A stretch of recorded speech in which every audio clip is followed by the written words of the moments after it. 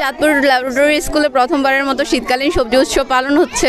এতে করে বাচ্চারা অনেক সবজির নাম সম্পর্কে জানতে পারতেছে, কোন সবজিটাতে কোন গুণাবলী আছে সেটা জানতে পারতেছে। এগুলো দেখে আমাদের ভালো লাগতেছে, বাচ্চারাও উৎসাহ পাচ্ছে, সামনে ওরা আশা করি ভালো সবজি খাবে।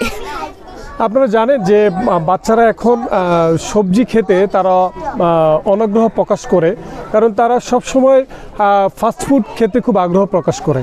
আমরা সেই লক্ষ্যে থেকেই বাচ্চারা যাতে সবজি খেতে আগ্রহ প্রকাশ করে সেই উদ্দেশ্যকে সামনে নিয়েই আমরা মনে হয় এটাই বাংলাদেশে প্রথম যে সবজি নিয়ে একটি উৎসব, বাচ্চারা যাতে সবজির প্রতি একটা আকৃষ্ট হয়, এবং সেই জন্যই আমাদের মূলত এই আয়োজন। আমাদের চাঁদপুর ল্যাবরেটরি স্কুল বরাবরই ব্যতিক্রম কিছু নিয়ে আমাদের সমাজের জন্য কিছু করার জন্য প্রত্যাশা রাখে, তো সেই লক্ষ্যেই আমরা এই অনুষ্ঠানটি আয়োজন করেছি। এটা একটা টমেটোতে অনেক ধরনের প্রাকৃতিক পুষ্টি পাওয়া যায়।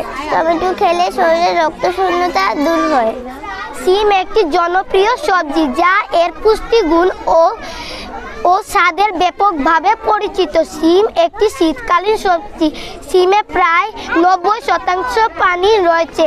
আমার মনে হচ্ছে যে এই প্রথম এই সবজি উৎসব পালন হচ্ছে, তো আমাদের কাছে বিষয়টা খুব ব্যতিক্রম মনে হচ্ছে।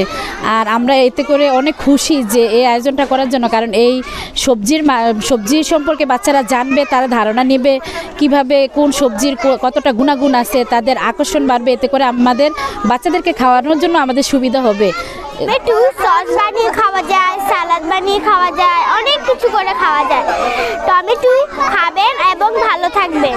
বেশি বেশি সবজি খাও, সুস্বাস্থ্যের অধিকারী হয়ে মেধাবী হও, কৃষি ও কৃষকের পাশে দাঁড়াও। এই প্রতিপাদ্য নিয়ে আমাদের এবারের শীতকালীন সবজি এই প্রথমবারের মতো, আমার মনে হয় যে বাংলাদেশের মধ্যে আমরাই প্রথম, আমাদের চাঁদপুর ল্যাবরেটরি স্কুল প্রথমবারের মতো এই আয়োজন করে আসছে। আশা করি এটা ধারাবাহিকতা থাকবে। এই শীতকালীন সবজির আমাদের পালন করার উদ্দেশ্য হচ্ছে আমরা কৃষি ও কৃষকের পাশে দাঁড়াবো এবং বাচ্চাদের সবজি খাওয়ার প্রতি আকর্ষণ বাড়াবো, যাতে করে তারা বেশি বেশি সবজি খায় এবং মেধাবী হয়। এটার গুণাগুণ সম্পর্কে সবাইকে অবহিত করা।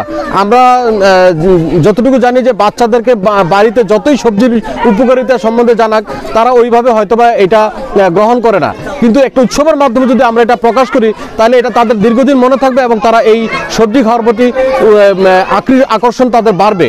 এবং উৎসাহ উদ্দীপনা নিয়ে আজকে অনেক বাচ্চারা এখানে এসেছেন, সকল বাচ্চারা এসেছেন, তারা অনেক ইউনিক কিছু সবজি এখানে নিয়ে আসছে, যা আমাদের কাছে ব্যতিক্রম মনে হচ্ছে।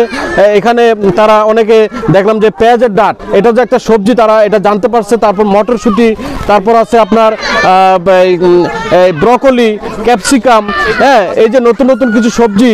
তারপর আপনার সবচেয়ে বেশি আকর্ষণ আছে একটা লাউ, এই যে কুমড়ার ফুল যে সবজি আকারে খাওয়া যায়, এটাও তারা মানে দেখাচ্ছে।